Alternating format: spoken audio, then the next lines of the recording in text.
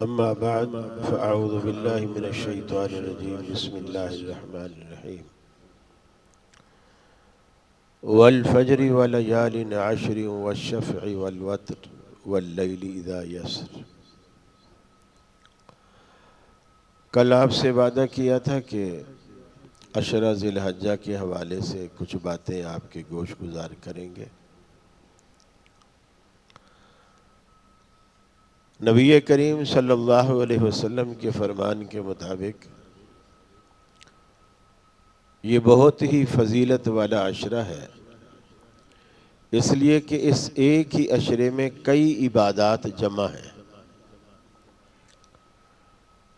نماز روزہ تو آپ ہمیشہ کرتے ہیں جو اس عشرے میں بھی ہے، حج بھی اس عشرے میں ہے، روزہ بھی اس عشرے میں ہے، قربانی بھی اس عشرے میں ہے۔ تو اس لیے بہت ساری نیکیاں اس عشرے کے اندر جمع ہے جو اللہ رب العالمین آپ کو نصیب کرتا ہے اور قسمت والے اس سے فائدہ اٹھاتے ہیں اور حاصل کرتے ہیں۔ حالانکہ اللہ رب العالمین کو قسمیں کھانے کی ضرورت نہیں ہوتی، وہ تو ساری کائنات کا بادشاہ ہے۔ البتہ اللہ جس بات کی قسم کھاتا ہے، اللہ کی قسم کھانے سے اس چیز کے اندر ایک عظمت پیدا ہو جاتی ہے۔ اس چیز میں وہ عظمت پہلے سے نہیں ہوتی، اللہ کی قسم کھانے سے اس کے اندر ایک عظمت پیدا ہو جاتی ہے۔ جیسے فرمایا کہ والفجر ولیال عشر، قسم ہے فجر کی اور 10 راتوں کی، والشفع والوتر، جفت کی اور طاق کی، واللیل اذا یسر، اور رات کی کہ جب وہ چلنے لگے یعنی رخصت ہونے لگے۔ فجر سے مراد تو فجر کا وقت ہے جو آپ کو ہر روز نصیب ہوتا ہے، اور 10 راتوں سے مراد عشرہ ذی الحجہ کی 10 راتیں ہیں، پہلی سے لے کر 10 تاریخ تک۔ اس میں دن بھی شامل ہیں اور راتیں بھی شامل ہیں، لیکن آگے جو فرمایا والشفع والوتر، شفع سے مراد جفتر اور وتر سے مراد طاق۔ جفت سے مراد 10 ذی الحجہ اور طاق سے مراد 9 ذی الحجہ۔ نبی کریم صلی اللہ علیہ وسلم ویسے ایک پورے عشرے میں بھی روزہ اگر کوئی رکھتا ہے تو اس کے لیے اللہ کے رسول کی سنت کا نمونہ موجود ہے، لیکن ویسے آپ نے حکماً جو فرمایا ہے وہ 9 ذی الحجہ کا روزہ ہے، 9 ذی الحجہ کا۔ اسے یوم عرفہ بھی کہتے ہیں، لیکن یوم عرفہ ان لوگوں کے لیے ہے جو سعودیہ میں ہے، ہمارے لیے 9 ذی الحجہ ہے۔ روایات دونوں طرح سے آتی ہیں، یعنی آپ نے یہ بھی فرمایا یوم عرفہ کا روزہ رکھو، اور یہ بھی فرمایا 9 من ذی الحجہ تھے کہ ذی الحجہ کی 9 تاریخ کا روزہ رکھو۔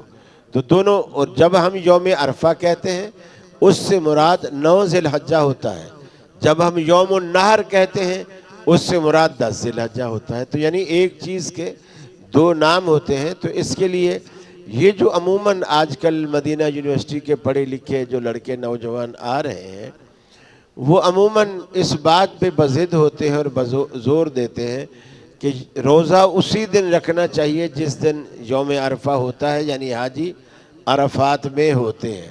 حالانکہ عرفات میں حاجیوں کو روزے رکھنے کا حکم نہیں ہے، عرفات میں حاجی روزہ نہیں رکھتے۔ اور نبی کریم صلی اللہ علیہ وسلم کی جو ایک عام حدیث ہے، آپ نے فرمایا صوموا لرؤیتہ وافطروا لرؤیتہ، چاند دیکھ کر روزہ رکھو اور چاند دیکھ کر افطار کرو۔ اور ایک روایت میں آتا ہے لکل بلد رؤیتہم، ہر شہر کی رؤیت بالکل الگ الگ ہے، یعنی یہ ضروری نہیں کہ ساری دنیا سعودیہ کے چاند کو دیکھے۔ بعض دفعہ بعض ممالک میں 8 ذی الحجہ ہوتی ہے اور سعودیہ میں 9 ذی الحجہ ہوتی ہے، بعض ممالک میں 10 ذی الحجہ ہوتی ہے اور سعودیہ میں 9 ذی الحجہ ہوتی ہے۔ اگر ہم سعودیہ کا لیں کہ جی اسی دن روزہ رکھنا چاہیے، تو پھر حدیث میں یہ بھی ہے کہ یوم عرفہ کے بعد اگلا جو دن ہے وہ یوم النحر ہے، یوم النحر ہے۔ تو پھر آپ قربانی بھی اسی دن کریں جس دن سعودیہ والے قربانی کر رہے ہیں۔ جب روزہ آپ اس کے حساب سے رکھ رہے ہیں تو پھر قربانی بھی آپ اس کے حساب سے کریں۔ اسی طرح حدیث میں آتا ہے، مسلم کی روایت ہے، حضرت عبداللہ بن عباس رضی اللہ تعالیٰ عنہ کے ایک نوکر تھے، غلام تھے، قریب ان کا نام تھا۔ یہ شام میں گئے اور شام میں حضرت معاویہ رضی اللہ تعالیٰ عنہ کی حکومت تھی، کسی کام سے گئے اور وہ وہاں کچھ عرصہ رہے۔ جب واپس آئے تو حضرت عبداللہ بن عباس نے پوچھا کہ تم نے وہاں چاند دیکھا تھا؟ رمضان کا چاند تھا۔ انہوں نے کہا ہاں ہم نے وہاں دیکھا تھا، میں نے بھی دیکھا، معاویہ نے دیکھا، شام کے اور لوگوں نے دیکھا۔ کہا کہ کب دیکھا تھا؟ کہا کہ ہم نے جمعے کی شام کو دیکھا تھا، جمعے کی شام کو ہم نے دیکھا تھا۔ ادھر عبداللہ بن عباس رضی اللہ تعالیٰ عنہ سے حضرت قریب نے پوچھا کہ آپ نے یہاں کب دیکھا؟ انہوں نے کہا ہم نے تو ہفتے کی شام کو دیکھا، اور ہم نے روزہ جب ہفتے کی شام کو دیکھا تو پہلا روزہ اتوار کا رکھا، اور انہوں نے جب جمعے کی شام کا دیکھا چاند تو انہوں نے پہلا روزہ ہفتے کا رکھا۔ حضرت قریب نے پوچھا کہ کیا آپ کے لیے شام کی رویت کافی نہیں؟ انہوں نے کہا نہیں، اس لیے کہ ہمیں رسول ہاکذا امرنا رسول اللہ صلی اللہ علیہ وسلم، ہمیں اللہ کے رسول نے اسی طرح حکم کیا ہے، صوموا لرؤیتہ وافطروا لرؤیتہ، چاند دیکھ کر روزہ رکھو اور چاند دیکھ کر روزہ کھولو۔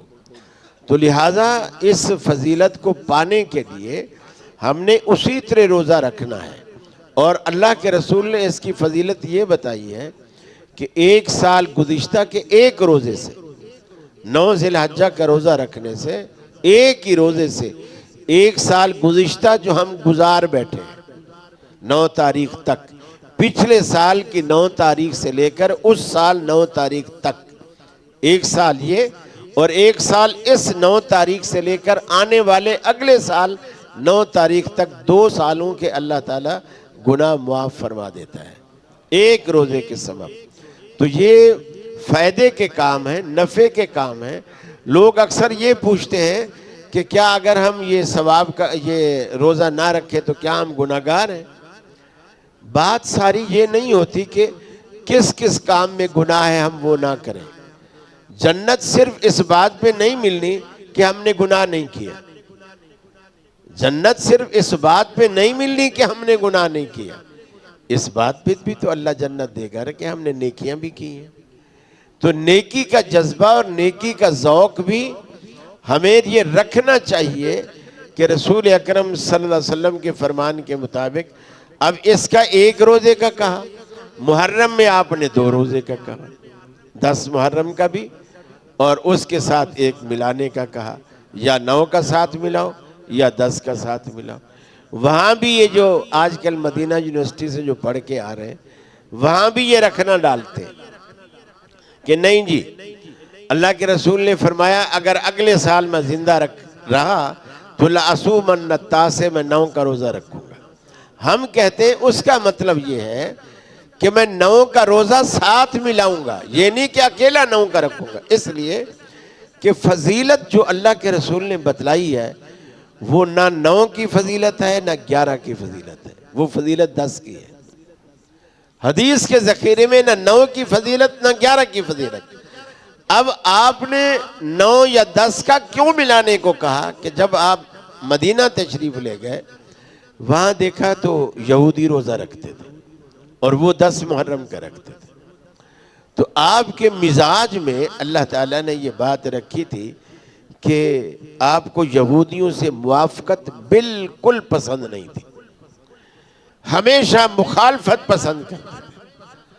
آج کل تو ہمارا مزاج بالکل الٹ ہے نا کہ یہودیوں سے اگر ہماری موافقت ہو جائے تو ہمارا سٹیٹس بڑا اونچا ہو جاتا ہے، اور مسلمانوں سے موافقت ہو تو سٹیٹس ہمارا ڈاؤن ہو جاتا ہے۔ ہمارا بالکل معاملہ الگ ہے۔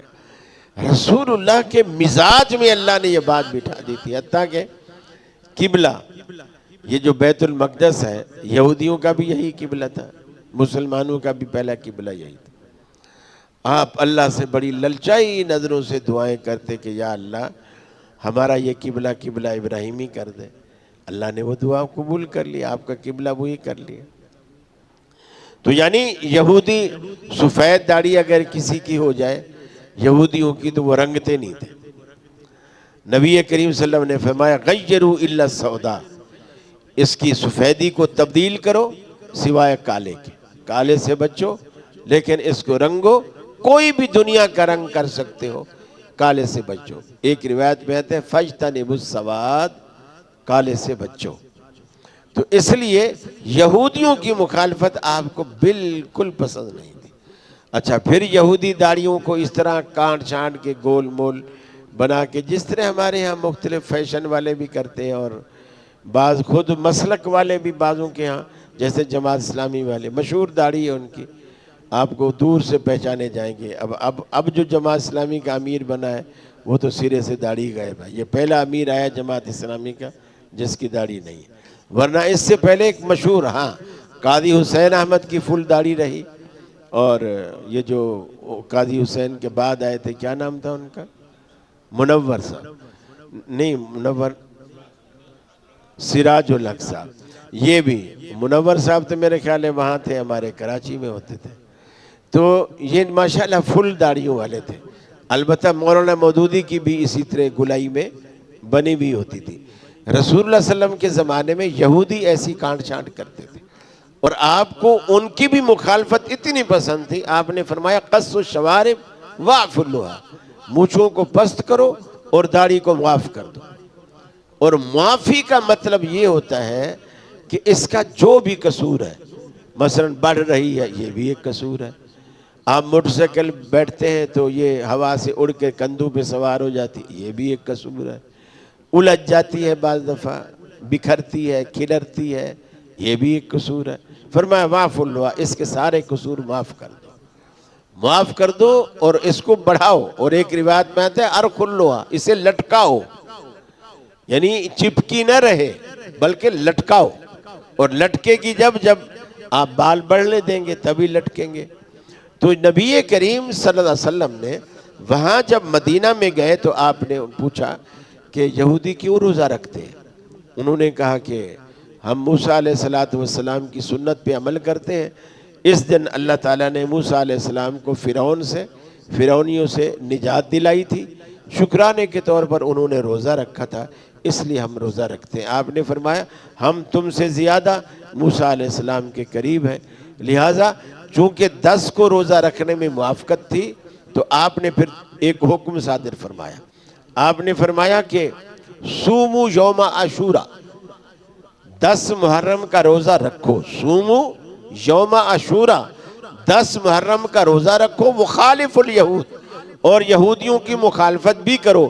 سومو یومن قبلہ او یومن بعدہ، یا اس کے ساتھ ایک دن پہلے یا اس کے ساتھ، چونکہ یہ تو آپ نے کہہ دیا نا کہ سومو یوم عاشورہ، تو اس کو چھوڑ کے تو آپ ایک دن پہلے یا بعد میں نہیں کر سکتے. وہ تو آپ نے حکماً کہہ دیا کہ یہ روزہ رکھنا ہے. پھر اس کے ساتھ یہودیوں کی مخالفت میں وہ 1 رکھتے ہیں، تم 2 رکھو، یا 9-10 کا رکھو یا 10 اور 11 کا رکھو.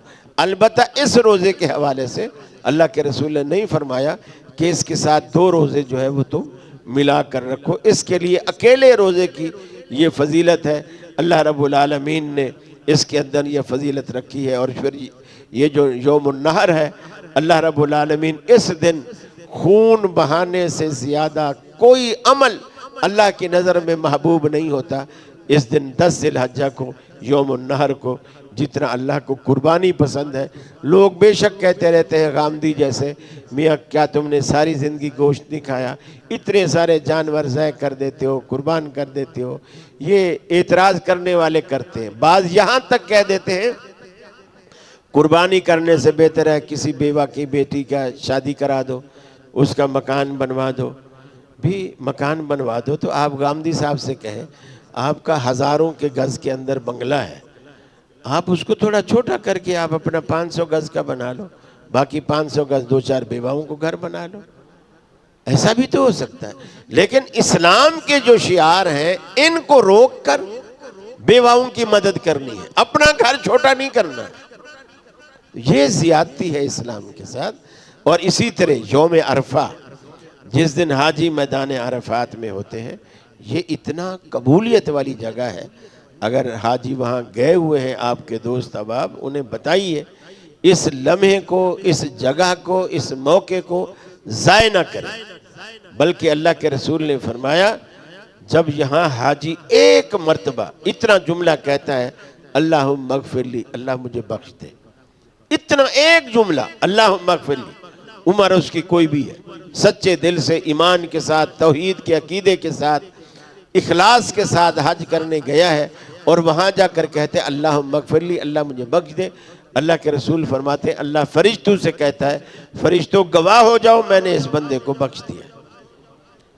اور شیطان اسی میدان عرفات میں، اللہ کے رسول فرماتے ہیں میدان عرفات میں ہوتا ہے، وہاں سے مٹی اٹھاتا ہے، اپنے منہ پہ مارتا ہے، بالوں میں ڈالتا ہے، منہ پہ تھپڑے مارتا ہے، چلاتا ہے، کہتا ہے کاش میں آج کے دن سے پہلے مر چکا ہوتا، میں نے اس کو گمراہ کرنے میں 80 سال، 90 سال، 85 سال، 75 سال لگائے، اور اس کے ایک ہی جملے نے کہ اللہم اغفر لی، اللہ مجھے بخش دے، اور اللہ نے مجھے بخش دیا، میری ساری 80 سالہ محنت پہ پانی پھر گیا۔ تو لہٰذا ان موقعوں کو غنیمت جانیے، یہ قبولیت کی جگہ ہیں، مزدلفہ میں بھی، عرفات میں بھی قبولیت کی جگہ ہیں، حتیٰ کہ وہ شیطان کو کنکر مارنے کے بعد بھی اللہ کے رسول نے دعائیں کی ہیں۔ اصل مسلمان کی زندگی دعاؤں سے عبارت ہے، دعائیں یاد کیجئے، بچوں کو یاد کرائیے، گھر میں عورتوں کو یاد کرائیے، اور اس پہ کوئی پیسہ نہیں لگتا، یہ ویکسین ہے۔ جیسے آدمی بیماری کے آنے سے پہلے ویکسین کے انجیکشن لگواتا ہے نا، ایسے یہ ویکسین ہے۔ آیت الکرسی پڑھیں، گھر کی کنڈی بند کریں، بسم اللہ پڑھ کے بند کریں۔ اللہ کے رسول نے فرمایا قسم ہے اس ذات کی جس کے ہاتھ میں میں محمد صلی اللہ علیہ وسلم کی جان ہے، جس گھر کی کنڈی بسم اللہ پڑھ کر بند کی گئی ہو، شیطان اس گھر کی دہلیز پار ہی نہیں کر سکتا۔ تو یہ فائدے ہیں، آپ ان فائدوں سے فائدہ اٹھائیے، اور اللہ کی جو رحمتیں اس عشرے میں برستی ہیں اس سے فائدہ اٹھائیے۔ اگر تہجد کی عادت نہیں ہے تو کم از کم ان 10 دنوں میں فائدہ اٹھا لیجئے۔ اسی طرح تھوڑا سا بچوں کو بھی عادت ڈال لیجئے، گھر والوں کو بھی جگا لیجئے، اور یہ بہرحال مانگنے کے دن ہے، لیکن اللہ سے مانگنے کے دن ہے۔ اللہ سے مانگیے، بار بار مانگیے، رو رو کر مانگیے، گڑ گڑا کے مانگیے، اور یقین مانیے اللہ تعالیٰ سے جتنا بندہ عاجزی کے ساتھ مانگتا ہے نا، اللہ تعالیٰ اس بندے کو اتنا نوازتا ہے اور اتنا خوش ہوتا ہے۔ من لا یسأل اللہ یغضب علیہ، جو بندہ اللہ سے نہیں مانگتا اللہ اس سے ناراض ہو جاتا ہے۔ اب کتنا فرق ہے، دنیا میں لوگوں سے آپ قرضہ مانگو وہ ناراض ہو جاتا ہے۔ قرضہ ایک ایسی چیز ہے، بلکہ ایسا جادو ہے، کسی کو آپ دے کے دیکھو 10-20 ہزار، وہ غائب ہو جائے گا، وہ آپ کو نظر ہی نہیں آئے گا، ملے گا ہی نہیں۔ کہیں کنارے سے دور سے دیکھ بھی لے گا کہ جس سے میں نے قرضہ لیا تھا آ رہا ہے، وہ راستہ بدل لے گا، منہ ہی نہیں ملائے گا آپ سے، ہاتھ نہیں ملائے گا، آنکھیں نہیں ملائے گا۔ لیکن اللہ کہتا ہے جو بندہ مجھ سے نہیں مانگتا میں اس سے ناراض ہو جاتا ہوں۔ تو اللہ سے مانگو، اللہ کا قرآن خود کہتا ہے، فرمایا قال ربکم ادعونی استجب لکم، تمہارا رب تمہیں کہتا ہے ادعونی، اے میرے بندو مجھ سے مانگا کرو، مجھے پکارا کرو، استجب لکم، میں تمہاری دعاؤں کو، میں تمہاری پکار کو، میں تمہاری فریاد کو قبول کرتا ہوں۔ ان الذین یستکبرون عن عبادتی سیدخلون جہنم داخرین، جو لوگ مجھ سے مانگنے میں اتراتے ہیں، تکبر کرتے ہیں، نہیں مانگتے، کیا ہم فقیروں کی طرح اس کے آگے ہاتھ اٹھا کے بیٹھے ہمارے خزانے میں کوئی کمی ہے؟ یہ بدبخت بھول جاتے ہیں جو خزانے دینا جانتا ہے وہ خزانے چھیننا بھی جانتا ہے۔ کتنے لوگ بادشاہ ہوتے ہیں اور لمحے بھر میں گداگر بن جاتے ہیں، یہ سب کچھ اللہ کے ہاتھ میں۔ اور یقین مانیے اللہ کی ذات اتنی دینے والی، اور آپ اس پر اگر مان کریں، اس کو گواہ بنائیں، اس کی ضمانت دیں. حدیث میں آتا ہے، میں آخری حدیث بیان کر کے بات ختم کروں گا. بخاری کی روایت ہے، ایک بندے نے ایک دکاندار سے 1000 درہم قرض لیا، ادھار لیا. وہ جانتے نہیں تھے، دونوں ایک دوسرے کو نہیں جانتے تھے. اب آج کے زمانے میں کوئی ایسا کرے گا تو کوئی بے وقوف ہی کہلائے گا. اب اس نے کہا کہ بھائی میں تجھے پیسے تو دے دوں، میں تجھے جانتا نہیں ہوں، کوئی ضمانتی؟ اس نے کہا اللہ میرا ضامن ہے. اس نے کہا اچھا کوئی گواہ؟ اس نے کہا اللہ میرا گواہ ہے. اس نے دے دیے، اس نے دے دیے پیسے. اس نے 1 ہفتے کے لیے لیے کہ اگلی جمعرات کو میرا ایمرجنسی کوئی کام ہے، اگلی جمعرات کو میں آپ کو واپس کروں. اگلی جمعرات کو آیا. اس بندے کا گھر دریا کے پار تھا، بیچ میں دریا پڑتا تھا اور کشتی چلتی تھی. کشتی والوں کے بھی ٹائمنگ ہوتے تھے کہ بھی اتنے بجے صبح آتی ہے، اتنے بجے دوپہر کو، اتنے بجے شام کو. شام کو وہ آخری کشتی بھی جا چکی تھی. وہ شخص جب پیسے دینے آیا، دریا پہ آئے، دیکھا کشتی نہیں. کیا ہے جی کشتی جا چکی ہے، اب صبح جائے گی. اب وہ پریشان کہ آج میرا وعدے کا آخری دن ہے، میں نے اللہ کو گواہ بنایا، اللہ کو ضامن بنایا. اگر میرے پیسے اس کے پاس نہ پہنچے تو آج کے بعد لوگ اللہ کے نام پہ بھی بھروسہ نہیں کریں گے. تو وہ اتنا پریشان ہوا. اس کو راستے وہیں کوئی دریا کے کنارے ایک لکڑی ملی بانس کی، اور بانس کی لکڑی کے اندر سوراخ ہوتا ہے. اس نے خط لکھا، 1000 درہم اس لکڑی کے اندر ڈالا اور دونوں سرے اس کے بند کر دیے اور سمندر میں ڈال دیا، اس دریا میں ڈال دیا کہ یا اللہ میں نے تیری گواہی اور تیری ضمانت پر لیے تھے، اب اس تک پہنچانا تیرا کام. وہ دریا میں ڈال دیے. وہ لکڑی بہتی بہتی بہتی دوسرے سرے پر آئی. ادھر وہ دکاندار بھی جس سے اس نے ادھار لیے تھے، اس نے دیکھا سارا دن گزر گیا، بندہ آیا نہیں. اس کا اتا پتہ میں نہیں جانتا، پتہ نہیں فراڈی تھا کیا تھا. وہ بھی دیکھنے کے لیے دریا کے کنارے آ گئے. کشتی بھی آخری آ گئی، بندہ نہیں ملا. اس نے دیکھا یار ایک لکڑی بہتی ہوئی جا رہی، اللہ نے سبب بنانا تھا. لکڑی بہتی ہوئی جا رہی ہے، چلو گھر میں جلانے کے کام آئے گی. اس نے اس کو پکڑ لیا، گھر لے گیا.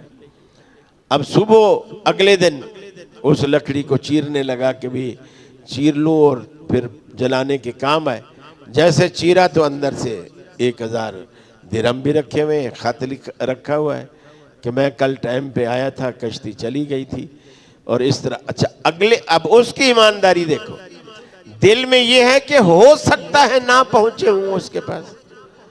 اگلے دن صبح کشتی پہ جناب وہاں آیا پیسے لے کر، اور الگ سے پیسے معافیا مانگتے ہوئے. اس نے کہا بھائی جس کی ضمانت پہ تو نے لیے تھے اس نے اپنی ضمانت پہ مجھے پہنچا دیے. تو اللہ پہ ایسا بھروسہ کرے، یقین کرے، پھر دیکھیں کہ اللہ رب العالمین کیسے آپ کو نوازتا ہے. آپ کے سارے دکھڑے، ساری پریشانیاں، سب کچھ اللہ ہی حل کرے گا. وآخر دعوانا ان الحمدللہ رب العالمین.